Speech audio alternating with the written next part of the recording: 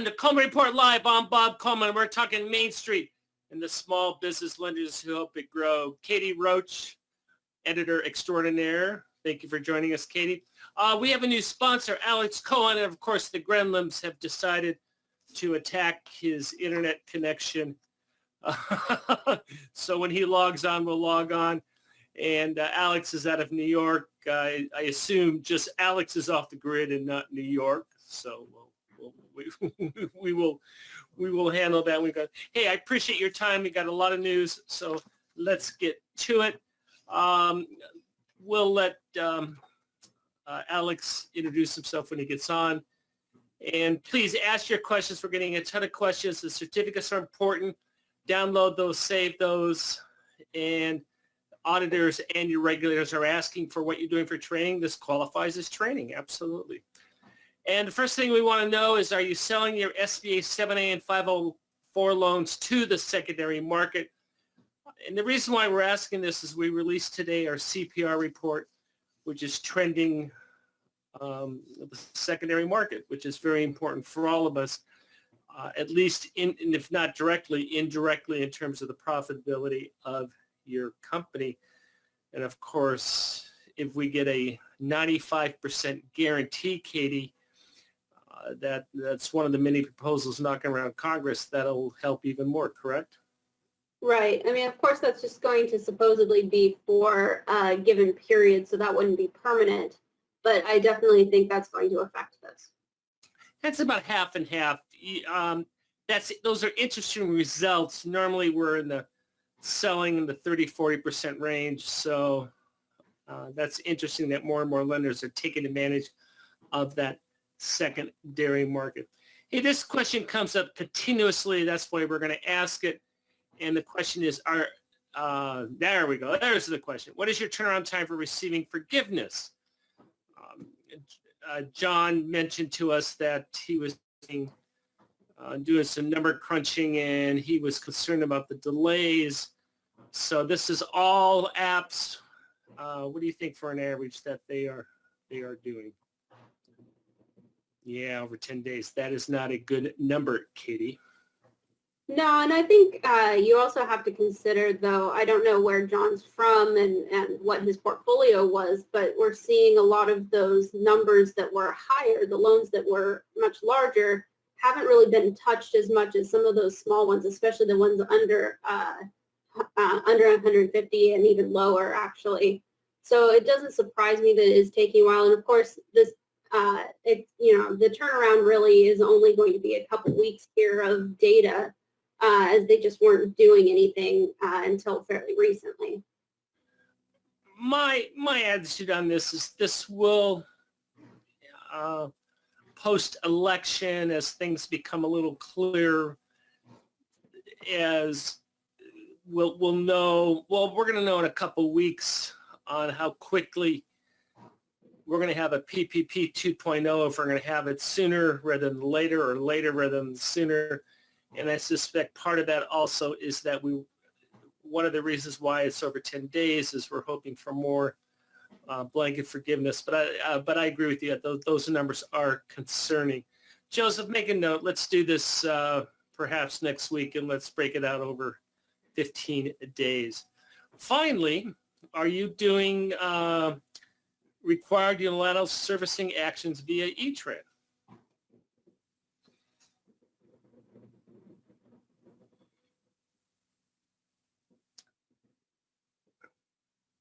There you go. Katie, why are we asking this question? Well, this is related to our webinar today, right? Yes. Yeah, so I think Lance is going to do a great job of explaining why this is important, and I just love watching his webinars because it helps really get some of the nitty-gritty and help kind of smooth out some of the complicated, legalese kind of speak that kind of will go over your head. So I think it's going to be a great webinar. Let's jump to the notice we got this morning, and it said, it appears lenders are uploading documents to the wrong place. Executed loan documents should be sent to Servicing Center and ETRAN under documentation under the documentation tab. So this came out today.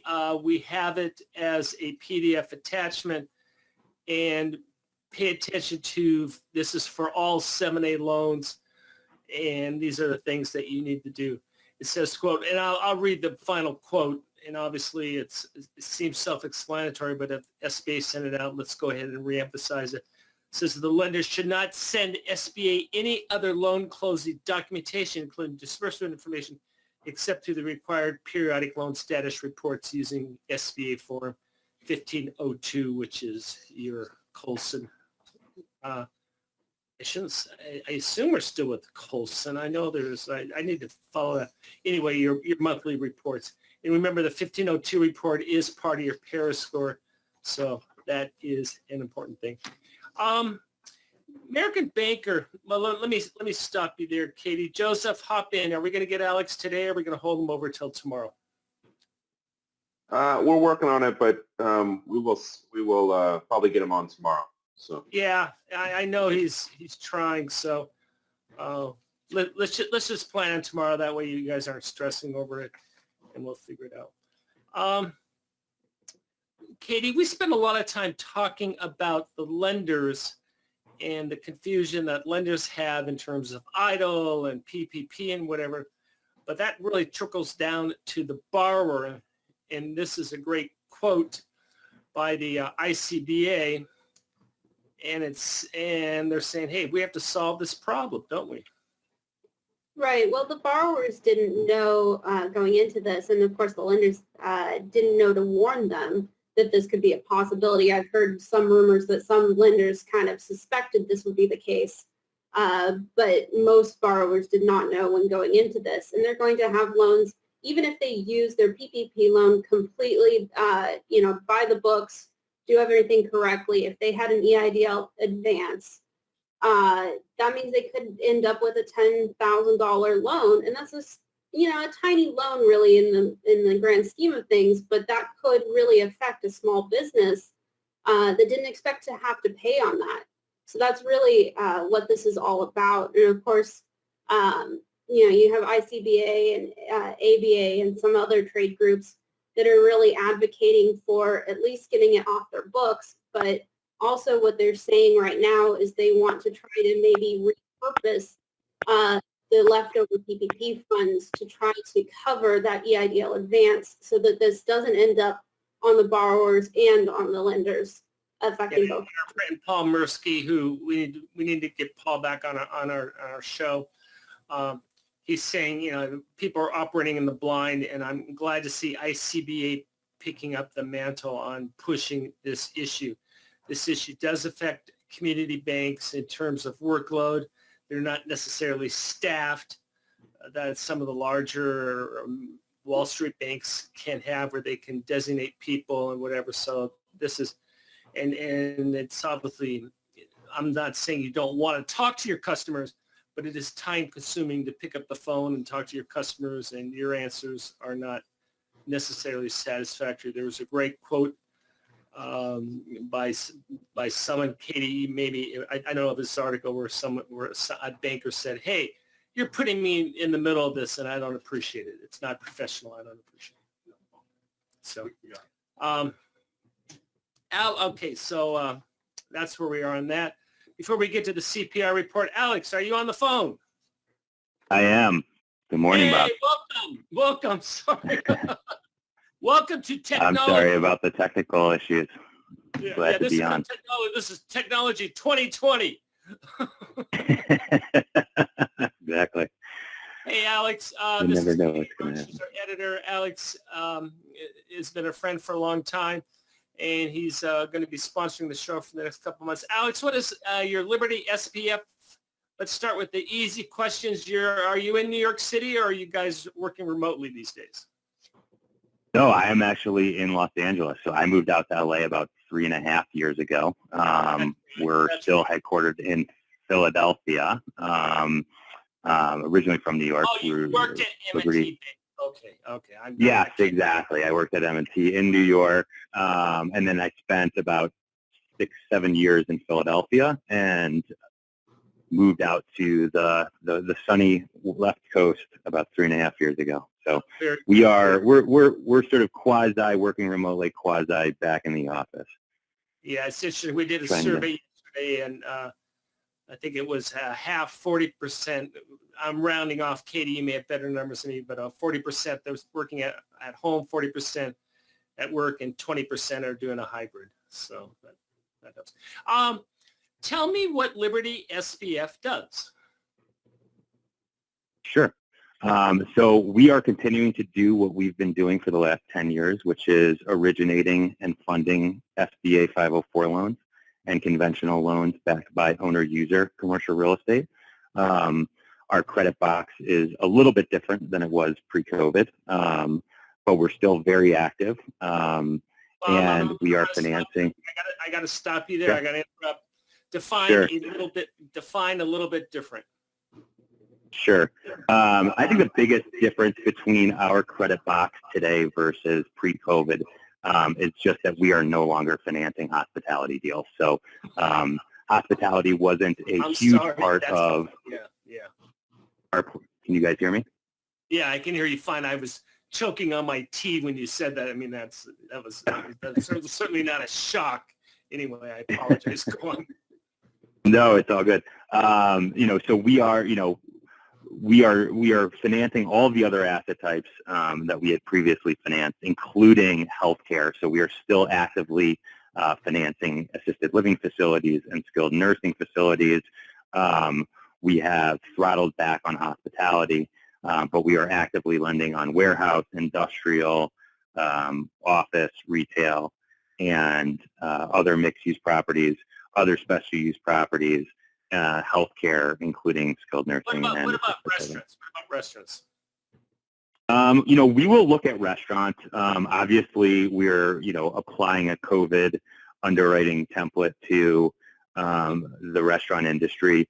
There are certainly restaurants that are doing very well right now. I can think of a few in Los Angeles that are close by to my house that we order in from all the time. I think a lot of restaurants have had to adjust their business model, and there are certainly a lot of examples of restaurants that have done so successfully and are thriving in the current environment. Give me the logistics. So this is not a 7A secondary market product. This is for 504. I'm looking at your teams. And also, you also purchase conventional real estate loans, correct?